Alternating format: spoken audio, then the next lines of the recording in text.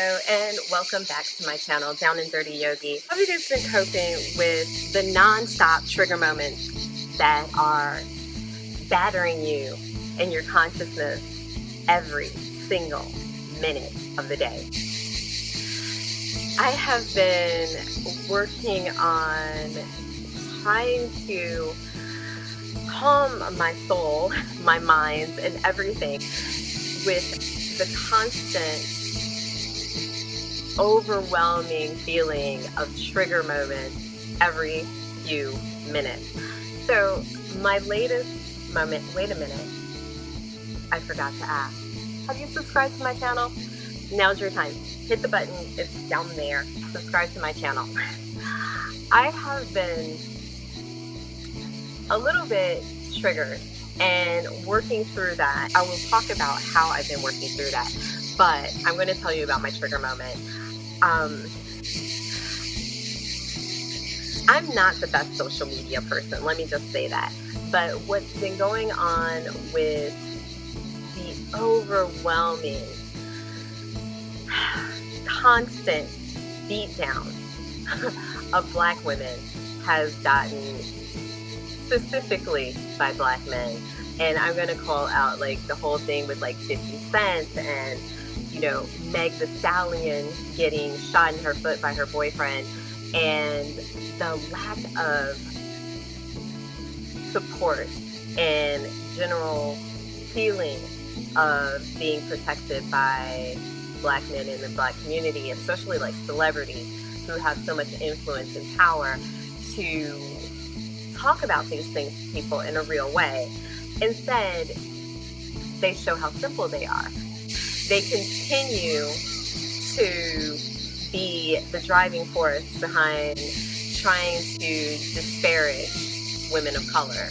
And I'm going to put all women of color, even though a lot of them have been calling out their love for light-skinned women, but they're still women of color, right? And beating down one woman is beating down all of them, whether they see it that way or not. Most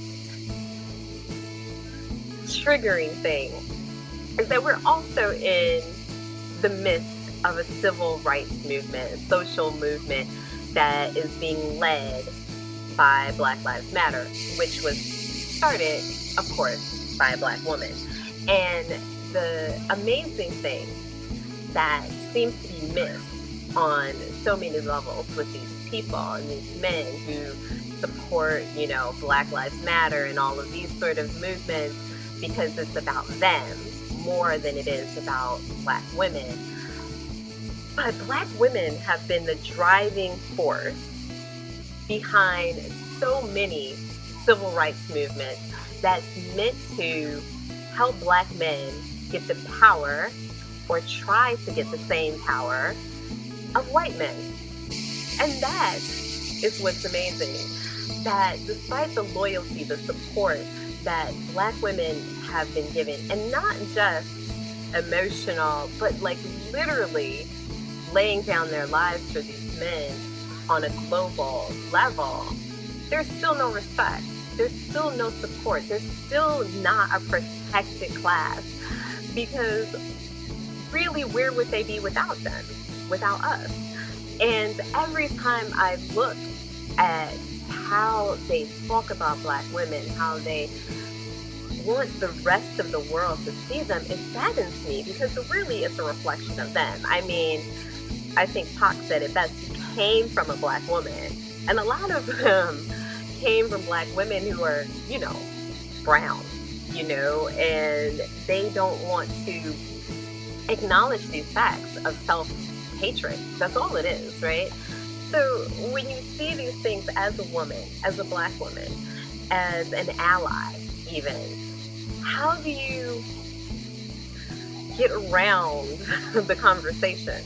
How do you approach a Black woman and say, what's up with that? Because the truth of the matter is, it's really, really difficult for other ethnicities to understand how it can be this duality, how so many Black women are constantly showing up for these men, fighting for their rights, fighting for equality for them. But then on the same hand, the most powerful, the ones who've almost achieved similar levels of power as a lot of white men, are the main ones who will come when they ain't been called. And so I'm just like, what do you do with that? Where are some of these comments coming from when you have women in your life, Black women especially, who are really putting it down for you in some way? But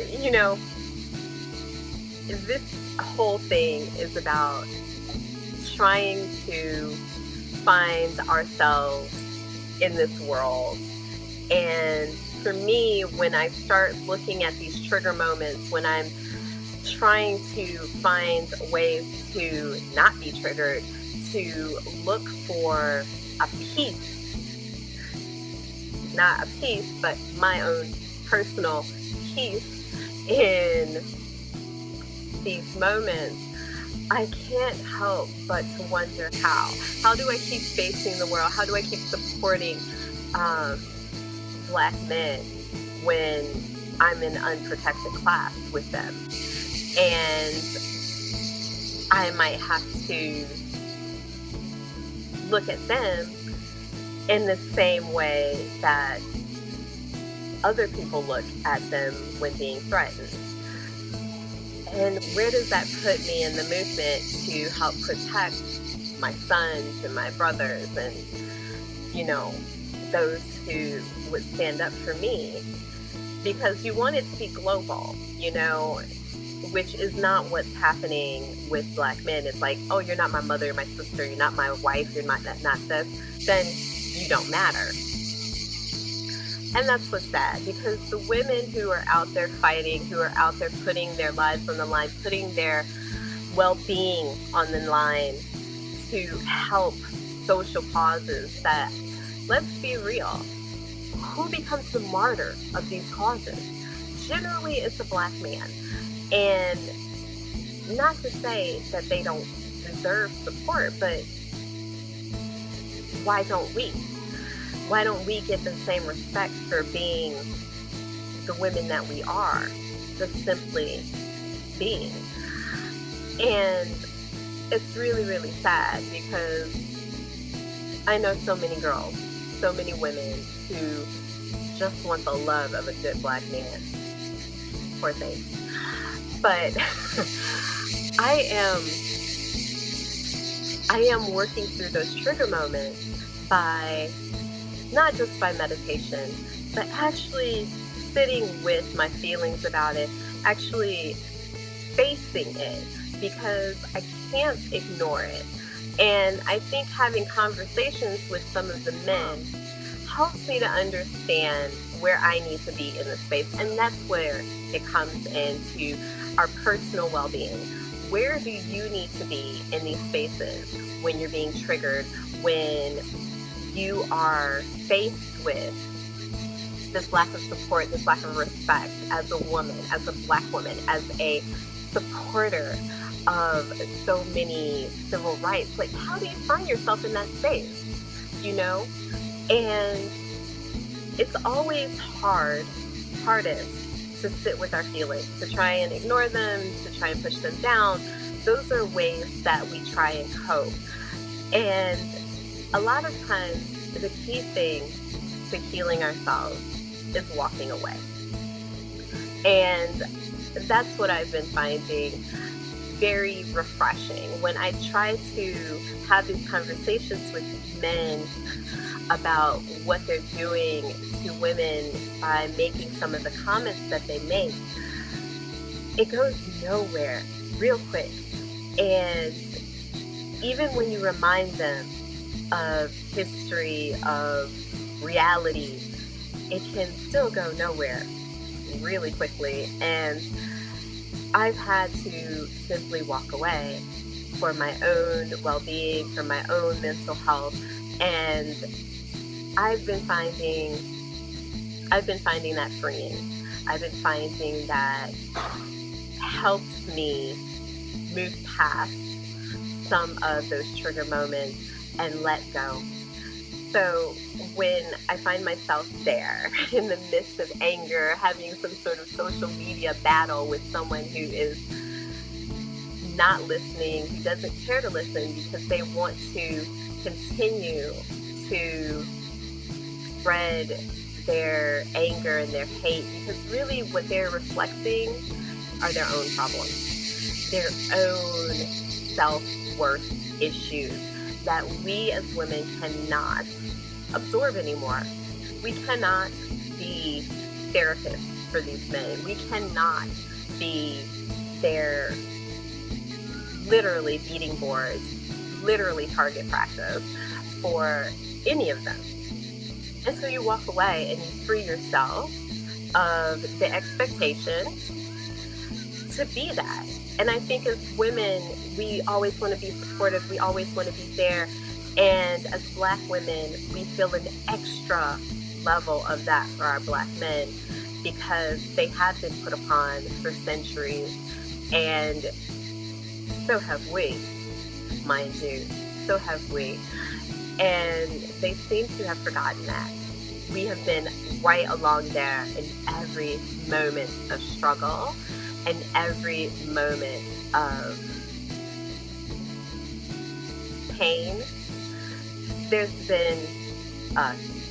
And now when you look back and they think they get a little bit of power, they're like, you know what? I need a woman like this. I want a woman like that. And she needs to look like what white men would expect a man of power to have, whatever that might be in their interpretation of their problems with their own self-worth and their own issues. Because when you look at people like Barack Obama, who's got a gorgeous brown woman next to him, you know that there are men out there, Black men out there, who recognize the power and the value that Black women hold. But these little piddly dudes who are still trying to achieve what they think power looks like is really the problem. So it's not us. Remember that. And I think that I have been finding myself letting go in my breath when I am triggered by hatred, because it's the same thing that you see from racists and other people. And maybe, you know, some of these guys are on their payroll. Maybe that's how they are achieving some of their power. But I want to just offer those words of encouragement.